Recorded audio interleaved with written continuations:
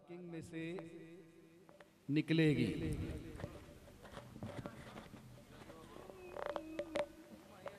जम्मू तावी में जे लोग जवाना छे ए महात्माओं माटे सवारे 3:30 वागे पार्किंग मांथी बस उपड़शे।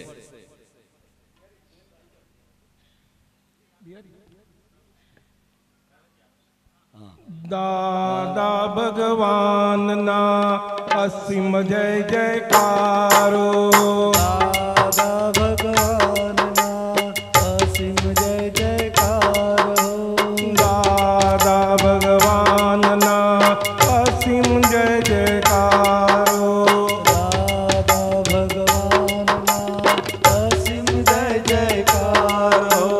दादा भगवान ना असीम जय जयकारो। दादा भगवान असीम जय जयकारो। दादा भगवान ना जय हो। दादा भगवान ना असीम जय जयकारो। दादा भगवान ना असीम जय जयकारो। दादा भगवान ना असीम जय जयकारो। दादा भगवान ना असीम जय जयकारो। दादा भगवान ना असीम जय जयकारो। दादा भगवान ना असीम जय जयकारो। दादा भगवान ना असीम जय जयकारो। जय हो। भगवान ना असीम जय जयकारो। दादा भगवान ना असीम जय जयकारो। दादा भगवान ना असीम जय जयकारो। दादा भगवान ना असीम जय जयकारो। दादा भगवान ना असीम जय जयकारो। दादा भगवान ना असीम जय जयकारो। दादा भगवान ना असीम जय जयकारो। दादा भगवान ना असीम जय जयकारो। दादा भगवान ना असीम जय जयकारो। दादा भगवान ना असीम जय जयकारो।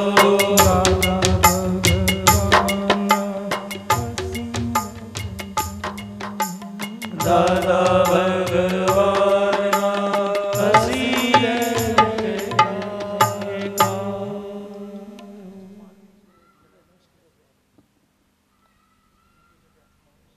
आवती काले પ્રત્યક્ષ પરમ પૂજ્ય જ્ઞાની પુરુષ કનુ દાદાજીની કૃપા અને કરુણાથી આજે તમે શુદ્ધાત્મા થઈ ગયા। આજે આજે આજે તમારા અનંત ભવના પાપો બળીને ભસ્મીભૂત થઈ ગયા, જે કોઈ કાળે બન્યું નથી। આ દાદા ભગવાનની મોટી મોટી સિદ્ધિ છે। આ પદ તમોને બીજ સ્વરૂપે આપ્યું છે, તે પૂર્ણચંદ્રમાં થાય તે માટે પુરુષાર્થ કરવાનો છે। તે માટે દાદાજીએ 5 આજ્ઞા આપી છે, તે બરાબર સમજી લઈએ।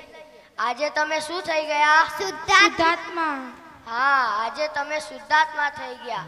આજ સુધી હું જ રિતુલ છું તેવું અજ્ઞાન દશાનું ભાન હતું, પરંતુ આજે હું શુદ્ધાત્મા છું અને રિતુલ મારું નામ છે તે છૂટું પડ્યું, બરાબર? તો તમે કોણ છો? ઊભા થઈને બોલો। તમારું નામ ધ્રુવી છે કે તમે જ ધ્રુવી છો? હું શુદ્ધાત્મા છું। હા, હવે સમજ પાકી થઈને આ દેહને ઓળખવા માટે નામ આપ્યું છે તે ધ્રુવી, અને દર અસલે હું શુદ્ધાત્મા છું। હવે પહેલી 2 આજ્ઞા બોલો।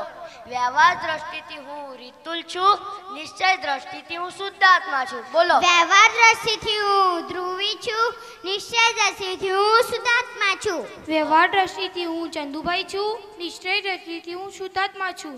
હવે તમારા બાજુમાં બેઠેલા બેનનો પરિચય આજ્ઞાથી આપો। દ્રષ્ટિથી મમ્મી છે, નિશ્ચય દ્રષ્ટિથી શુદ્ધાત્મા છે. હા, હવે તમે બહાર નીકળો અને રસ્તામાં બિલાડી આડી ઉતરે તો શું કહેવાનું? વ્યવહાર દ્રષ્ટિથી બિલાડી છે, નિશ્ચય દ્રષ્ટિથી શુદ્ધાત્મા છે. હા, હવે આ બે આજ્ઞાથી જીવ માત્રમાં શુદ્ધાત્મા ભગવાન દેખાય ને? ચોક્કસ, આ બે આજ્ઞાથી જીવ માત્રમાં શુદ્ધાત્મા ભગવાન દેખાશે જ. પશુ, પંખી, જીવજંતુ, વનસ્પતિ આ બધામાં શુદ્ધાત્મા ભગવાન દેખાય. તો હવે તમને શકન અપશુકન થશે? અભાવ તિરસ્કાર થશે? ના, આ બે આજ્ઞા તો અદ્ભુત છે. ઉપર અભાવ તિરસ્કાર થશે જ નહીં. તો હવે તમારા પર ટેલિફોન આવે અને પૂછે કે તમે કોણ બોલો છો, તો તમે શું કહેશો? હું ધ્રુવી છું. વ્યવસ્થિત શક્તિ બોલવાનું.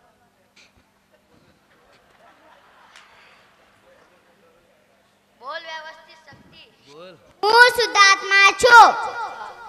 હા, શુદ્ધાત્મા. હા, શુદ્ધાત્મા છું. ના, જુઓ, તે વખતે તો તમારે તમારું નામ જ બોલવાનું, પણ અંદર સમજવાનું નહીં. પહેલી બે આજ્ઞા મુજબ વ્યવહારમાં જે બોલવાનું તે અંદર સમજવાનું નહીં. વ્યવહારમાં જે બોલવાનું તે અંદર સમજવાનું નહીં. અને અંદર જે બોલવાનું તે વ્યવહારમાં સમજવાનું નહીં. અને જે અંદર સમજવાનું તે વ્યવહારમાં બોલવાનું નહીં. તો હવે તમારે ટેલિફોન પર હું ધ્રુવી છું તેમ જ બોલવાનું.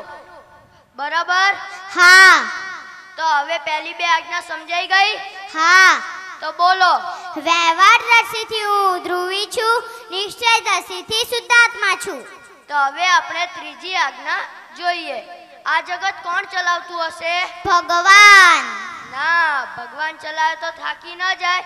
ભગવાન તો નિષ્પક્ષપાતી છે. આ જગતમાં તો કોઈ સુખી છે, કોઈ દુખી છે, તો ભગવાન આવું કરે ન કરે. માટે આ જગત વ્યવસ્થિત શક્તિ ચલાવે છે.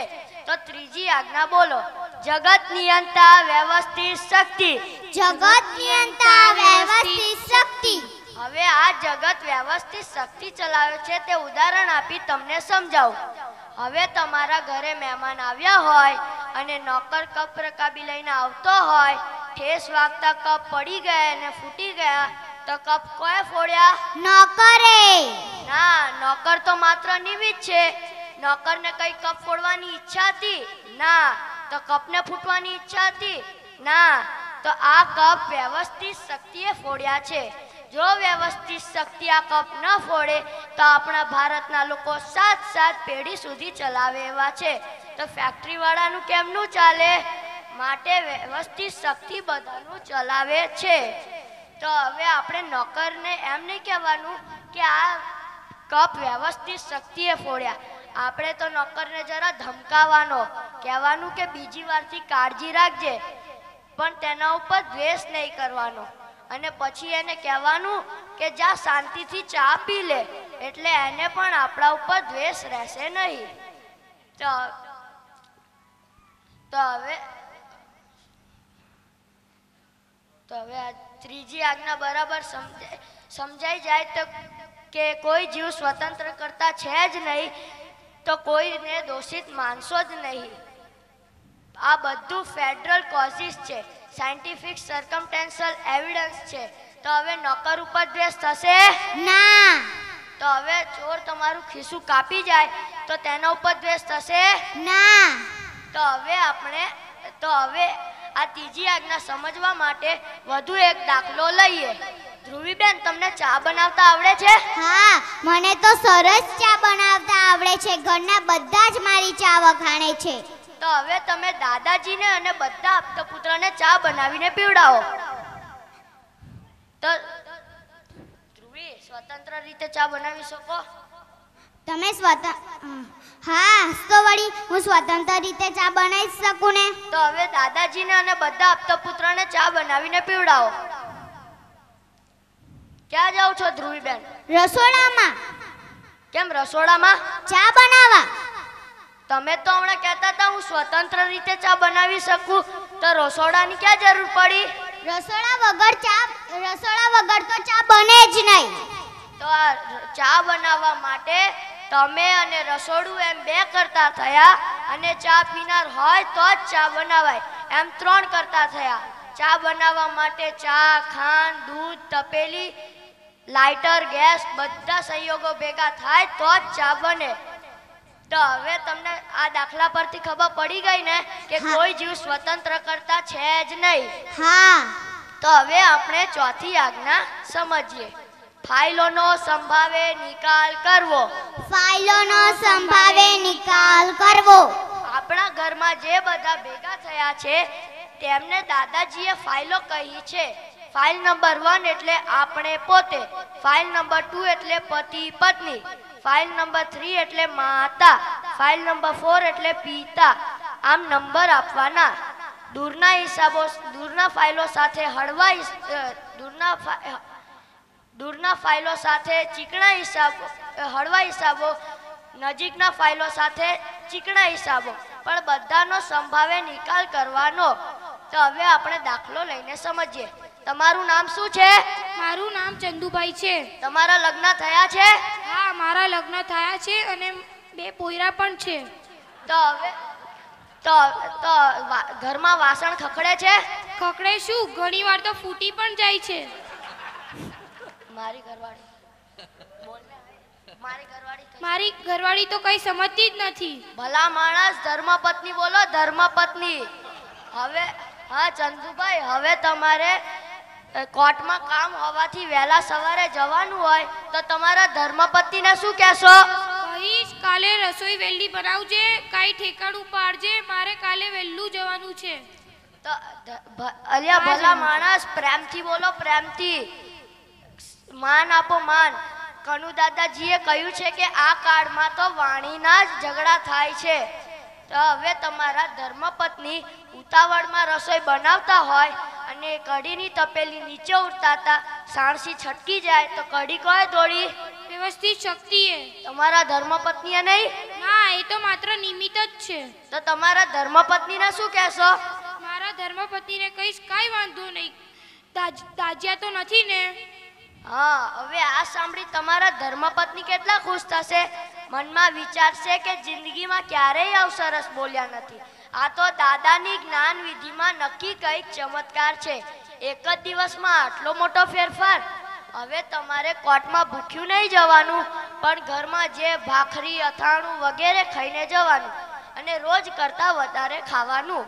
એટલે તમારા ધર્મપત્ની સાંજની રસોઈ પ્રેમથી બનાવશે અને પ્રેમથી જમાડશે અને તમને પણ કોર્ટમાં સારી રીતે કામ થશે. પણ જો દાદાની આજ્ઞા બરોબર સમજ્યા ના હોય તો અજ્ઞાન દશામાં શું કહેશો? ગુસ્સેથી કે અલી તારા હાથ તૂટી ગયા છે. તો સામેથી જવાબ મળે કે ન મળે? તારે ગુસ્સામાં મળે, ઝઘડો થાય અને મહાભારત રચાય. હા, બંને દુઃખી થાય, કોઈના કામમાં સકરવર ના આવે, વેર વધે.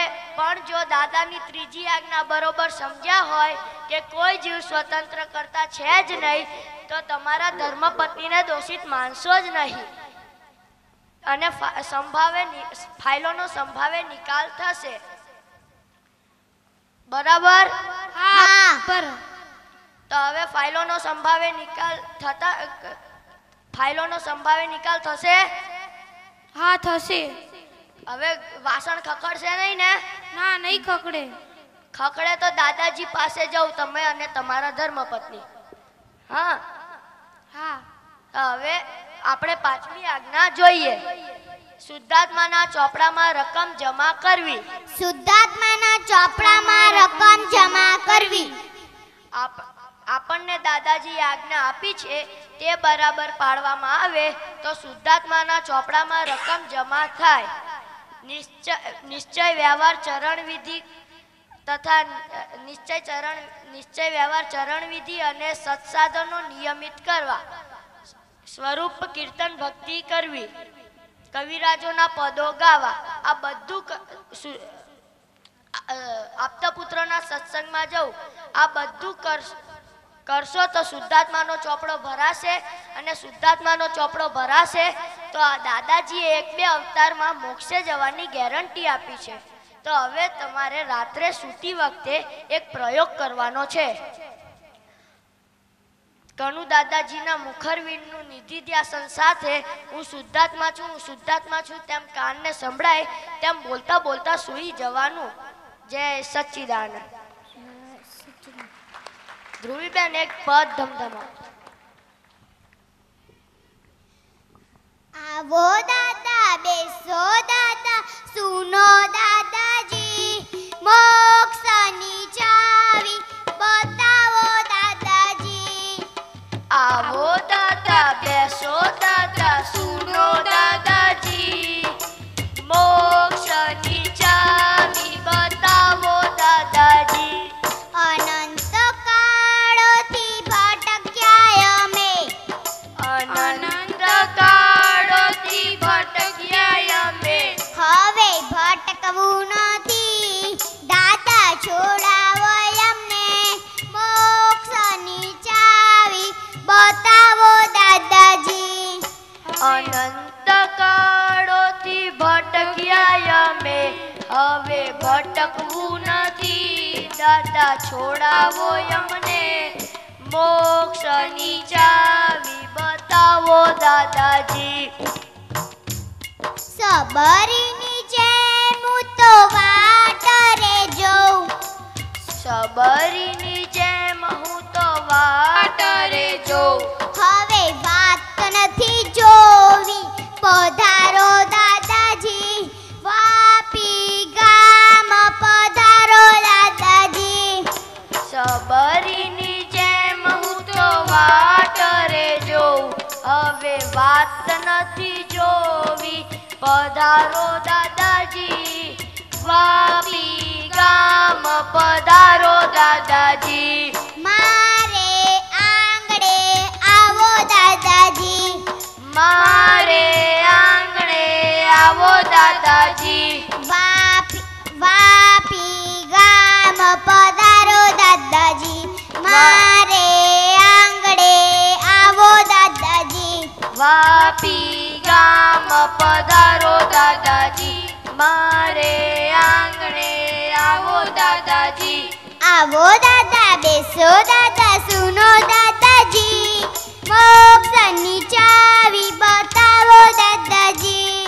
આવો દાદા બેસો દાદા સુનો દાદાજી મોક્ષની ચાવી બતાવો દાદાજી. મોક્ષની ચાવી બતાવો દાદાજી મોક્ષની ચાવી બતાવો દાદાજી. જય સચ્ચિદાનંદ. જય સચ્ચિદાનંદ.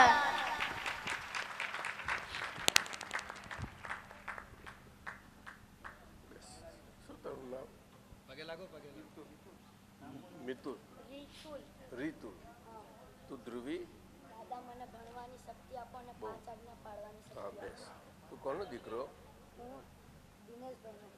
હું ધ્રુવી છું તેમજ મને ધ્રુવના તારાની જેમ એવી લાઈફ રહે તેવી સ્થિર રહેવાની શક્તિ આપો. ચોક્કસ હા દાદાજી મને ભણવાની અને 5 આજ્ઞા પાળવાની શક્તિ કેટલું ભણવું છે સાયન્સ કરવું છે. સાયન્સ તું શું નામ રીતુલ. આ રીતુલ છે આનું નામ ઊભો થઈ જા આ બધાની પરીક્ષા લીધી ને 5 આજ્ઞા ધર્મ શીખવાડ્યો એ રીતુલ છે શામાં ભણું છું 7th છે એને સાયન્સમાં આગળ વિજ્ઞાન પ્રવાહમાં આગળ પ્રગતિ કરવી છે અને આપણા બધાના આશીર્વાદ માગે છે આપતા પુત્રો અને બધા મહાત્માઓ અમારા ખૂબ ખૂબ આશીર્વાદ છે આપતા પુત્રો સે માગો આશીર્વાદ ખૂબ આશીર્વાદ આપો અમને અને મહાત્માઓ પાસે માગો. જય સચ્ચિદાનંદ. તો સાયન્સમાં ક્યાં સુધી ભણીશ તું તો ખબર નથી. આ ચાલ ભણજે ખૂબ જા હા ખૂબ આશીર્વાદ છે જા.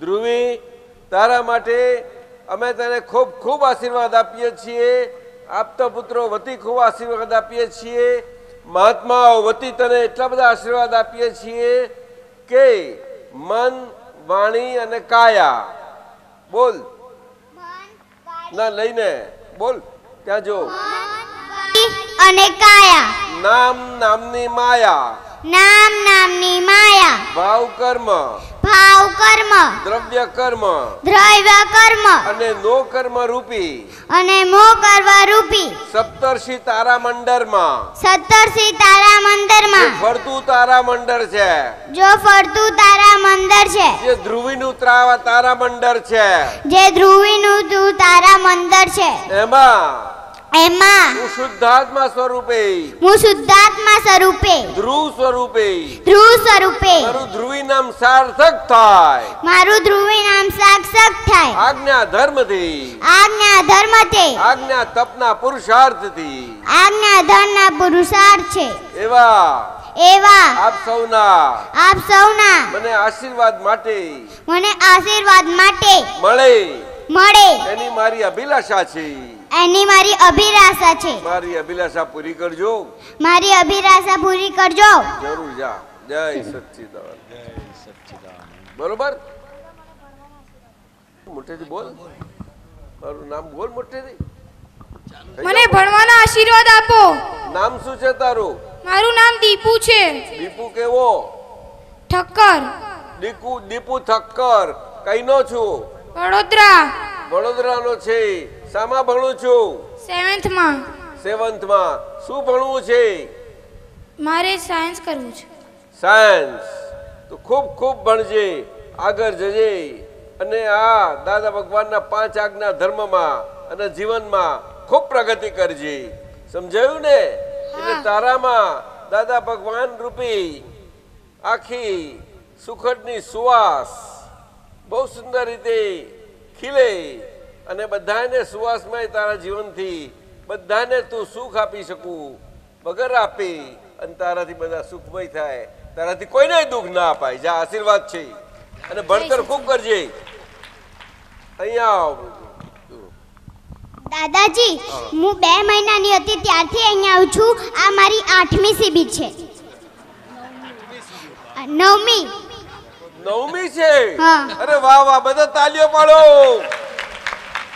બધા કે ત્યાં આગળ કેટલાની ક્યારથી આવું છું કે હું 2 મહિનાની હતી ત્યારથી અહીંયા આવું છું. આ મારી 9મી શિબિર છે. એટલે કે 2 વર્ષની હતી ત્યારથી? હા. 2 મહિનાની એટલે કેવડી મોટી કે મુચુડા જેવી. કેવી? મચુડા જેવી.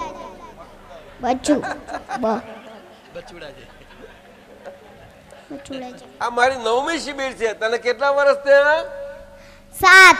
7 વર્ષ થયા. 7 વર્ષમાં 9 શિબિર ભરી. હવે જુઓ, આના પરથી શીખીએ આપણે બધા. ઉત્તમ શાહ, અક્રમ વિજ્ઞાનમાં આ જરૂર અનુભવ આપો. આખો 5 આજ્ઞાનો ધર્મ 3ના નામ સાથે અને જેમ છે તેમ આખી સ્ક્રિપ્ટ લખાઈ અને છપાવવો જોઈએ અક્રમ વિજ્ઞાનમાં. ઉત્તમ શાહ, શું કહો છો? બોલો મોટેથી. બરાબર છે દાદાજી. આ બધા શું કહો છો મહાત્માઓ? આપ તો બધા સાહેબો, આપ શું કહો છો? બરાબર છે દાદાજી. તો આપને અમે વિનંતી કરીએ છીએ, શાહ સાહેબને આપ ખાસ કરીને નમ્ર ભાવ વિનંતી કરજો અને આ સ્ક્રિપ્ટ તૈયાર કરીને આપણી બોલ ઉભી થા. શું નામ? હેતલ. તું આખી સ્ક્રિપ્ટ તૈયાર કરજે. કરીશ? મોટેથી બોલ. કરીશ દાદાજી. વહેલામાં વહેલી તકે તૈયાર કર અને બીજા જ અંકમાં આવી જવું જોઈએ. ચોક્કસ દાદાજી. સમજી ગઈ? હા, સમજી. અને એમાં ચોક આપજે. સમજાય? હા. જા. દાદા, મારી આ 13મી શિબિર છે. હે તું વતન કે મને શું કહે? 13મી શિબિર છે મારી. આ ઠક્કરની 13મી શિબિર છે. ઠક્કર બાપાનો છે. જા. કેટલા વર્ષ થયા તને? 11 વર્ષમાં 13મી શિબિર રેકોર્ડ કરે આ લોકોએ. તને કેટલા વર્ષ થયા? 12 વર્ષમાં કેટલી શિબિર? 9 શિબિર. 9 શિબિર. એટલે હવે વધારે છે તું શિબિરો. ચાલ જા. જાઓ મહેશાનંદજી, આપતા પુત્રના પ્રકાશનમાં. પુલિનભાઈ ક્યારે ટ્રસ્ટ ખોલ્યું? એ પુસ્તિકાઓ હવે ટ્રસ્ટ નહીં રહે. પુસ્તિકાઓ છપાય છે તે અક્રમ વિજ્ઞાન પ્રકાશ કરતી પુસ્તિકાઓ બધી છપાય છે. વ્યવહાર વિજ્ઞાનને અક્રમ વિજ્ઞાનથી આજના આ કળિયુગના આખા ઊંધા થઈ ગયેલા ક્રમને સવરો કરે એવી રીતે પુસ્તકો બધા બહારથી પ્રકાશાલ આવે છે, એમાં આપજો બધા, એમના નામથી રસીદો આપજો બધા. એક યોગેશ આનંદજી એક નાનું પદ ચલાવી લો, પછી આ બે સત્સંગ કરી. હવે થોડો સત્સંગ લઈ લઈએ આપણે. ગુજરાતીમાં લઈશું, हिंदी या गुजराती? हिंदी में. हिंदी. अच्छा, अभी थोड़ा सत्संग ले लेंगे. एक प्रश्न आया है भावनगर वाले खसिया से, अश्विन खसिया से.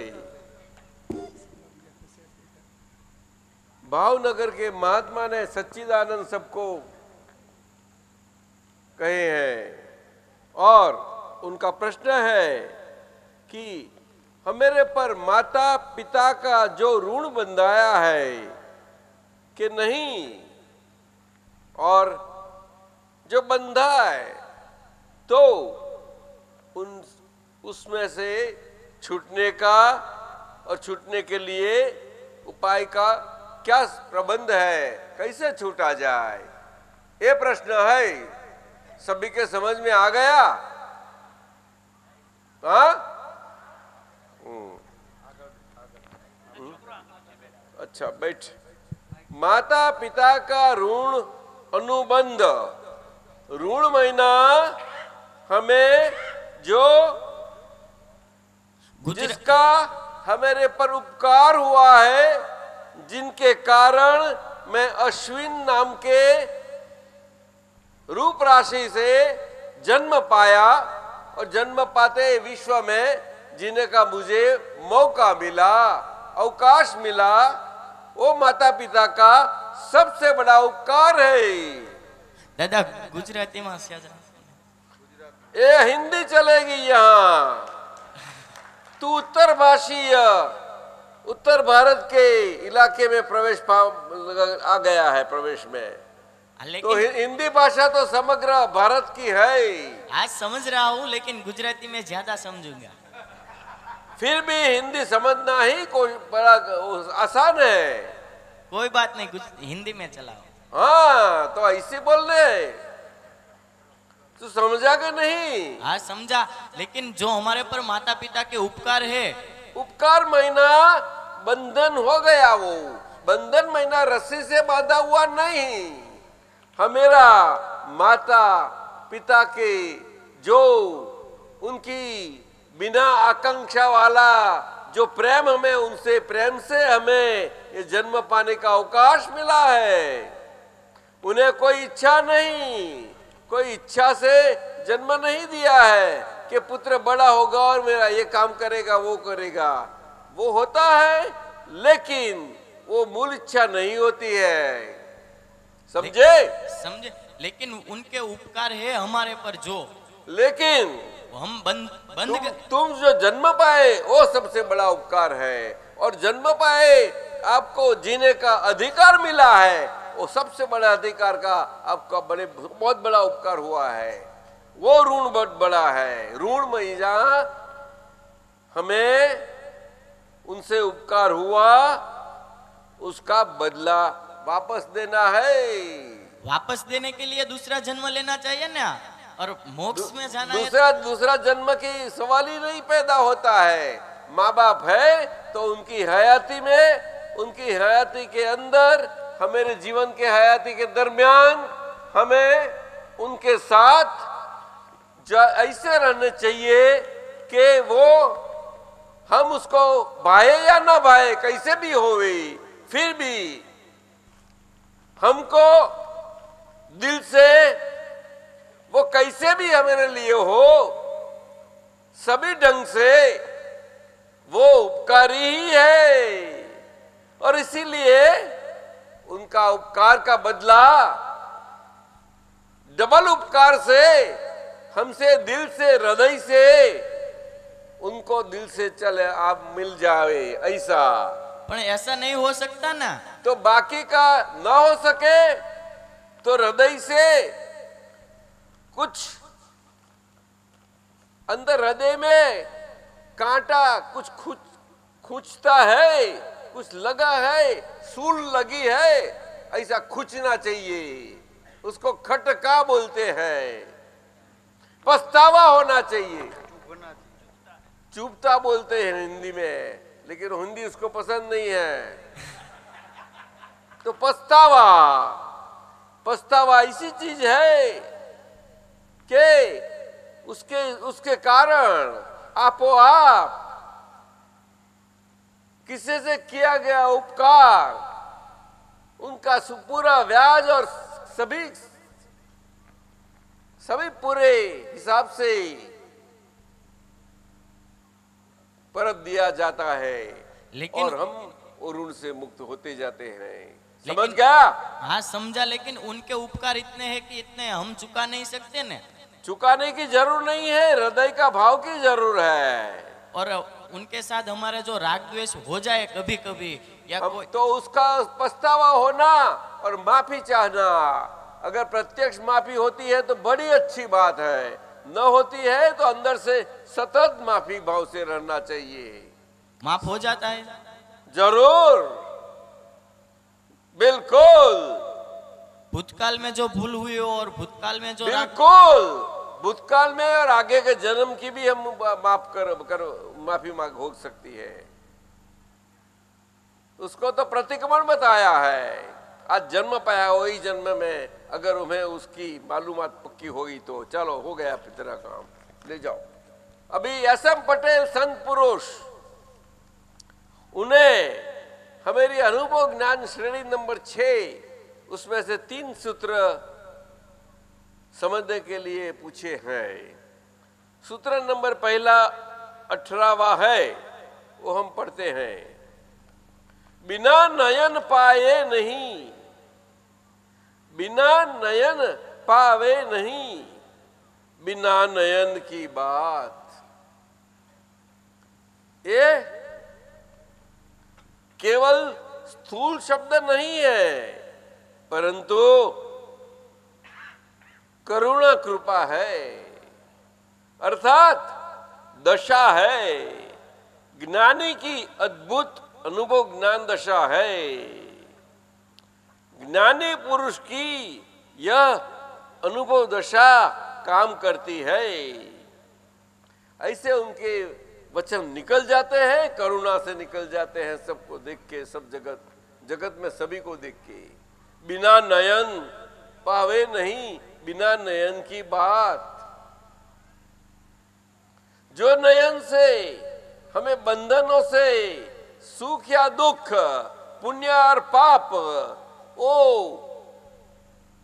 द्वंद्वात्मक प्रकृति वाला सारा जो बंधन है, वो बंधन के से मुक्ति पाने के लिए जो नयन दृष्टि, जिसको दिव्य चक्षु बोलते हैं, वो अगर नहीं है उसको बिना नयन बोलते हैं। और उसके बिना हम शास्त्र से मंदिर में जाते, फोटो पूछते, कैसी भी भगवान की आराधना करके अपने माने हुए वो कितना भी करे, क्या करे, तो इसे ज्ञानी पुरुष का सूत्र निकल जाता है। कैसे करे वो बिना वो दिव्य चक्षु के बिना ये मुक्ति की बात और बंधन से मुक्ति नहीं पा सकती। बड़ा अच्छा सूत्र है। एक श्रीमद् राजचंद्र जी की ये अनुभववाणी का वचन है। दूसरा सूत्र नंबर 224, वर्तमान का भय जाने के बाद केवल ज्ञान होता है। वर्तमान का भय जाने के बाद, बोलो, केवल ज्ञान होता है। बहुत बड़ी बात बता गई, बहुत बड़ी बात बताई। केवल ज्ञान, उसमें जो सबसे बड़ा अंतराय है, रुकावट है, वो भय संज्ञा की वर्तमानता के परिप्रेक्ष्य में है। ज्ञान प्राप्त होते ही, दिव्य चक्षु प्राप्त होते ही भूत और भूतकाल का सारा भय से तो मुक्त हो जाते हैं, और आज्ञा धर्म से भविष्य और भविष्य काल का सारा भय और भय युक्त सारी कल्पनाएं सब निकल जाती है, और उनके कोई विकल्प हमें नहीं रहता। वही उसको आज्ञा धर्म बताया, और उसी को ही आज्ञा वो तप बताया सारे जीवन के दरमियान। जो बोलते हैं हमसे नहीं होता है, नहीं होता है, हमें वो नई शब्द निकल जाने के लिए हमें अंदर से गर्मावा होता जाता है। नहीं होता है, होता है, ऐसा करके नहीं होता के सामने तो घर्षण जो होता है, नहीं होता है और होता है दोनों में, उसमें तप होता है। वो तप से हमेरा शमन होता है, गर्मी का शमन हो जाता है, गर्मी शमन हो जाती है। समझा एक हस्या जी? हाँ। तो वर्तमान का भय ये सबसे बड़ा अंतराय है, ये सबसे बड़ा रुकावट है केवल ज्ञान खुला होने में। केवल ज्ञान का सारा प्रकाश है, वो ये कलयुग में भी स्पर्श कर सकते हैं, लेकिन स्पर्श करके वो स्पर्श से हम वहां टिक नहीं पाते, वापस निकल अपन जाते हैं। क्यों? कि इतनी व्यवहार शुद्धि नहीं हो सक पाती, लेकिन वर्तमान भय जाते ही स्पर्श तक की भूमिका हो जाती है, लेकिन वहां स्थिरता नहीं होती। क्या बताया? स्थिरता नहीं हो पाती, लेकिन एकत्व और अन्यत्व ऐसा अपना अद्भुत परमात्मा दशा का ज्ञाता दृष्टा परमानंदी पद में हम स्थित हो जाते हैं, स्थिर हो जाते हैं। केवल ज्ञान के साथ, केवल दर्शन से टच होके पीछे आए, वो केवल दर्शन से हमें स्थिर होवे, और केवल दर्शन से वर्तमान काल में वो केवल दर्शन के प्रकाश से केवल ज्ञान के बीज स्वरूप सभी को केवल ज्ञान का कारण बीज का प्रदान का निमित्त बन सके, ऐसे उत्तम पुरुषोत्तम स्वरूप से, पुरुषोत्तम योग से, वो नैमित्तिक योग से निमित्त हो जाते हैं। वो अवतारी पुरुष बोले जाते हैं साहब। हाँ, इसलिए बताया वर्तमान का भय जाने के बाद केवल ज्ञान होता है। बहुत बड़ा गंभीर सूत्र है, बड़ा समझने योग्य है। आखिर का सूत्र 280 जो मुझे हिंदी नहीं आया, मुझे मेरा सुधार किया गया है।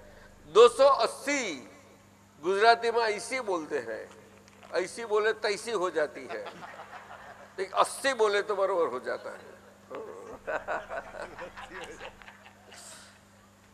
सूत्र पढ़ता हूं। स्वच्छंदी स्वयं अपना रास्ता भंग करता चलता है। बोलो, स्वच्छंदी स्वयं अपना रास्ता बंद करता चलता जाता है, और क्या मानता है कि मैं चल रहा हूं, इसे बहुत भयंकर रोग कहा गया है। स्वच्छंद रोग।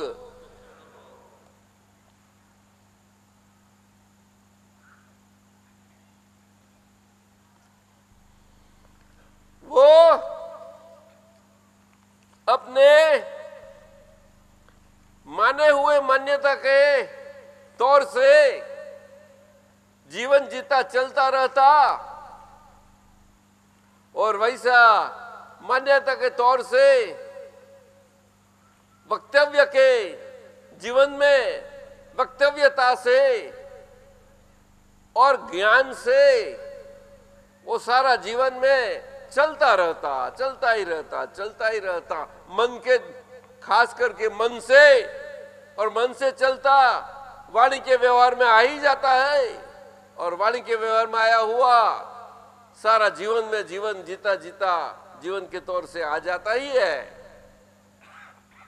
मन से शुरुआत हुआ वो काया का जीवन में आना ही होता है उन्हें। ऐसा ये भयंकर रोग है,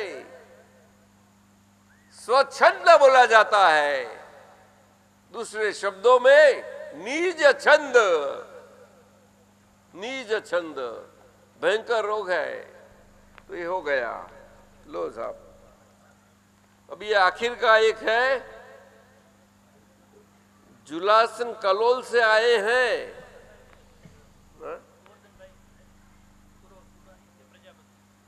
गोवर्धन प्रजापति, गोवर्धन प्रजापति કર્મ માણસને છોડતું નથી અને સમય માણસને છોડતો નથી. આ બંનેમાંથી મુક્ત થવાનો રસ્તો બતાવવા કૃપા કરશો જી. આપણે સમયને હાથમાં ના પકડીએ તો કર્મથી છૂટી જવાય એવું છે. गोवर्धन जी, अब गोवर्धन भाई में से गोवर्धन दास हो जावे तो काल को हाथ में नहीं पकड़ेंगी. काल से मुक्ति कोई नहीं पा सकता.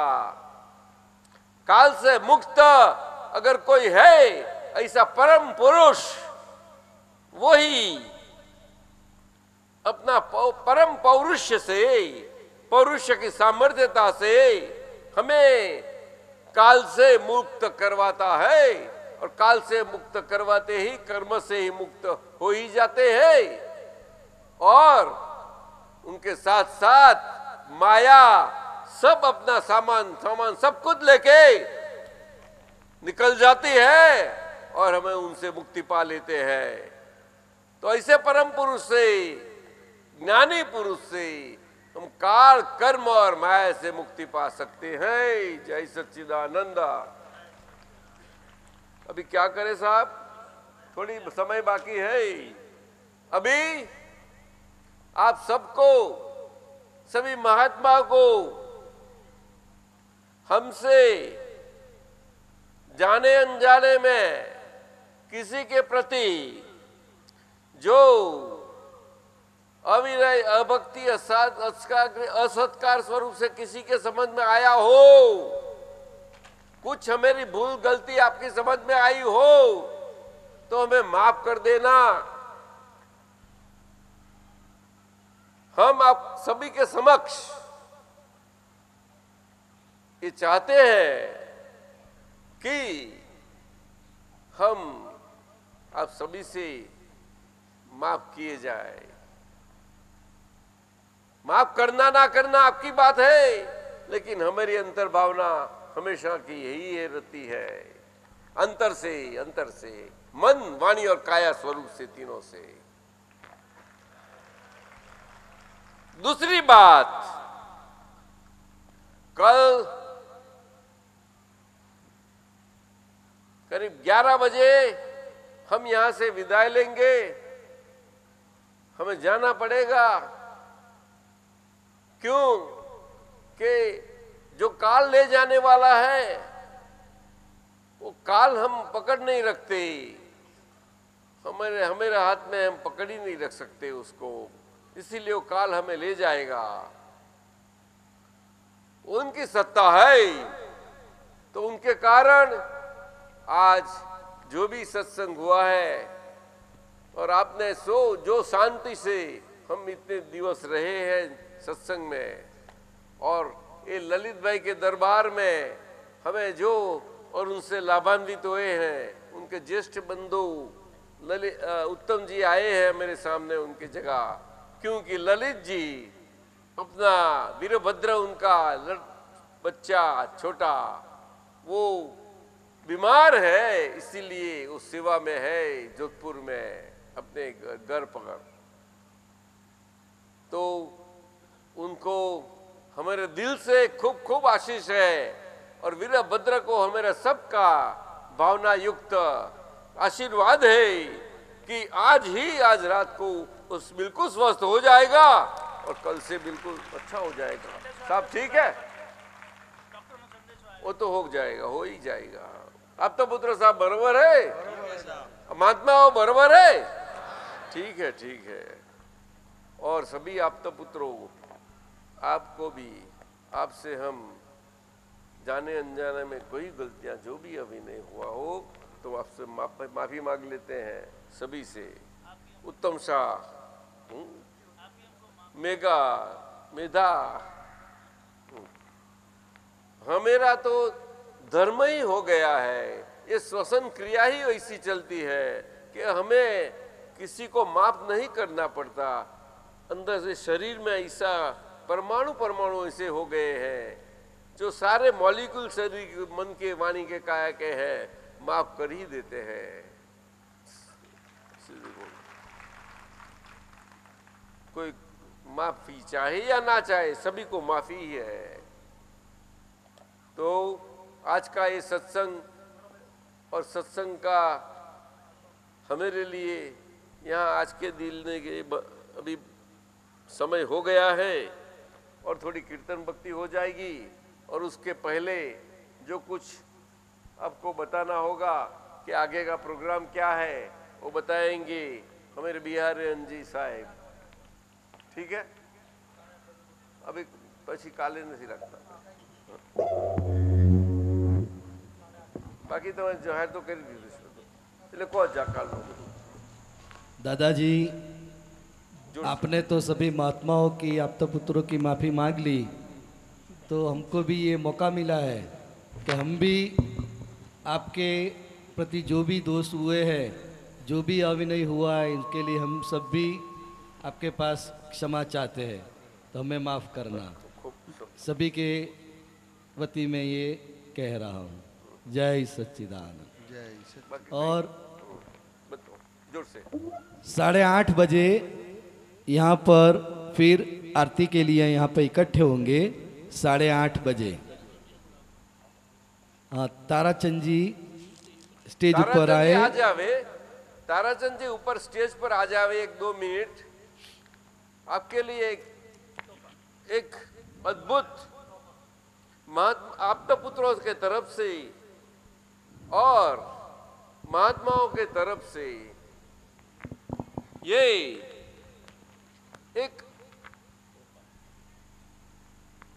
भारत में स्थिर हुए अमेरिका के महात्मा सुरेश भाई के तरफ से और अहमदाबाद के 2 महात्मा जीतू भाई फोटोग्राफर और उनके साथ में और रमेश भाई फोटोग्राफर, उनके तरफ से ये हम मेरी 2 दिन की अलवर की सारी सत्संग यात्रा थी आपता पुत्रों के साथ।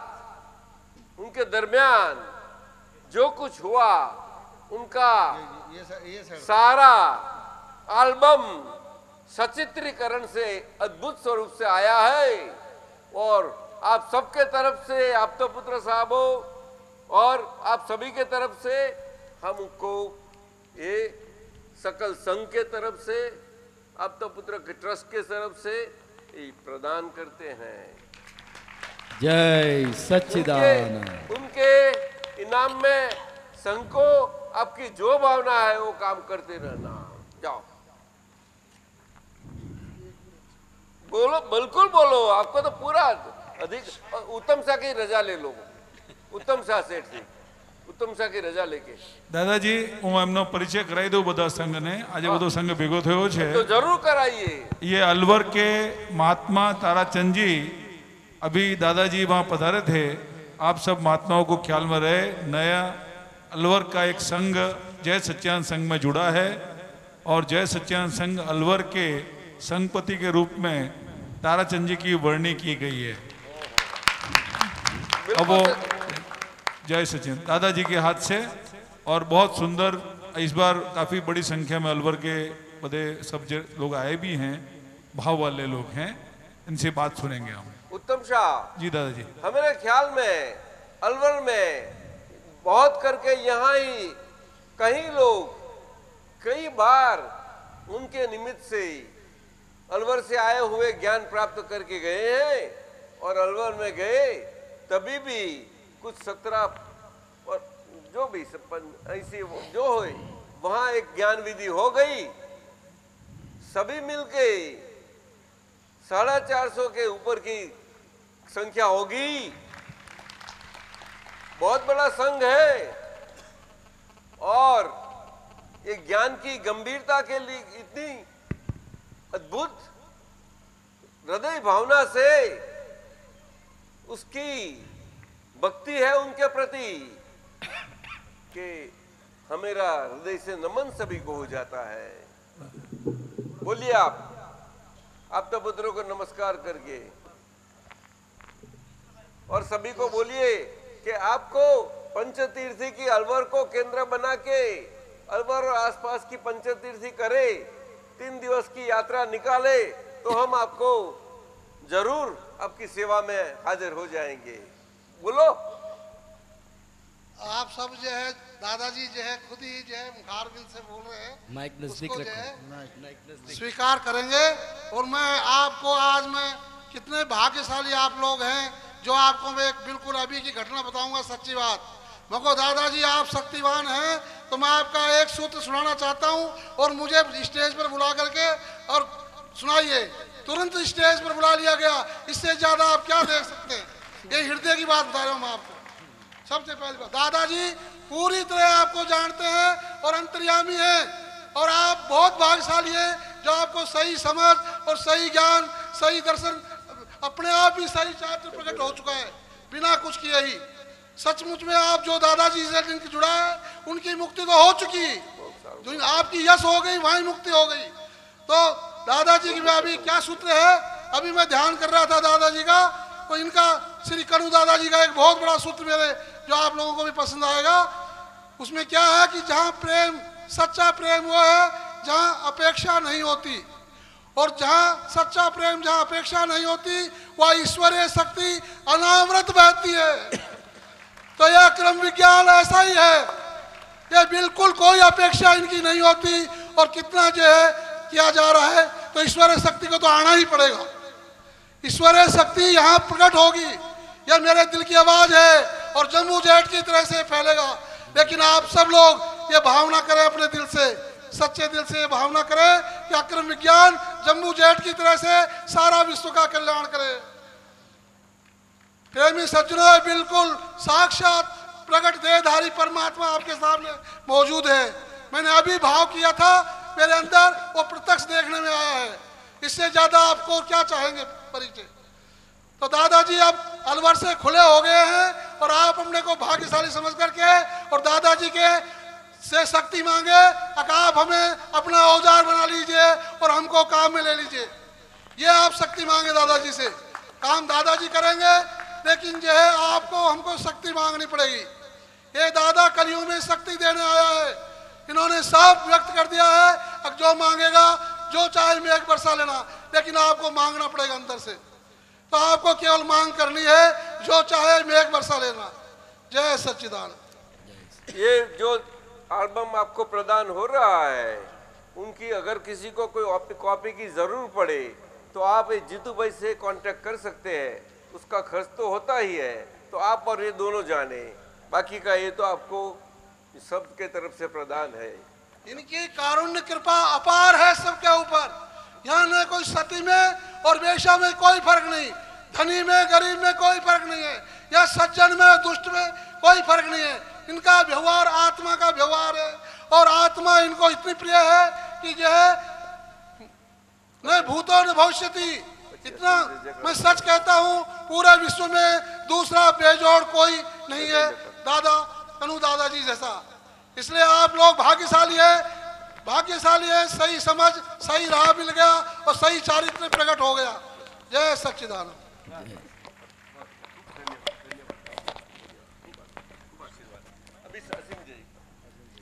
दादा भगवान ना असीम जय जयकार हो। दादा भगवान ना असीम जय जयकार हो। दादा भगवान ना असीम जय जयकार हो। दादा भगवान ना असीम जय जयकार हो। दादा भगवान ना असीम जय जयकार हो। दादा भगवान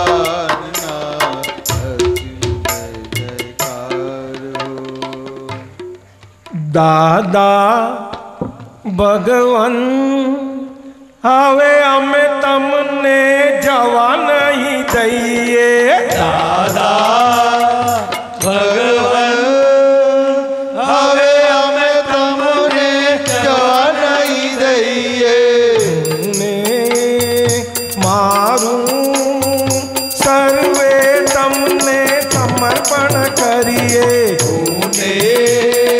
મારું સર્વે તમને સમર્પણ કરીએ દાદા ભગવાન હવે અમે તમને જવા નહીં દઈએ દાદા ભગવાન હવે અમે તમને જવા નહીં દઈએ ને મારું સર્વે તમને સમર્પણ કરીએ મારું સર્વે તમને સમર્પણ કરીએ દેહની સાથે વર્તે મોક્ષ અંકાશે ને અવનીમાં દેહની સાથે વર્તે મોક્ષ અંકાશે ને દાદા ભગવાન દાદા ભગવાન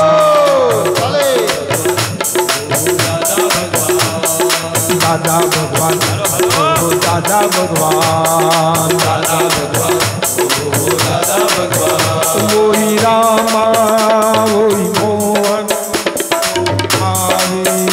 વોહી દાદા વોહી રામા વોહી મોહન વોહી મહાવીર વોહી દાદા દાદા ભગવાન દાદા ભગવાન દાદા ભગવાન દાદા ભગવાન દાદા ભગવાન દાદા ભગવાન દાદા ભગવાન દાદા ભગવાન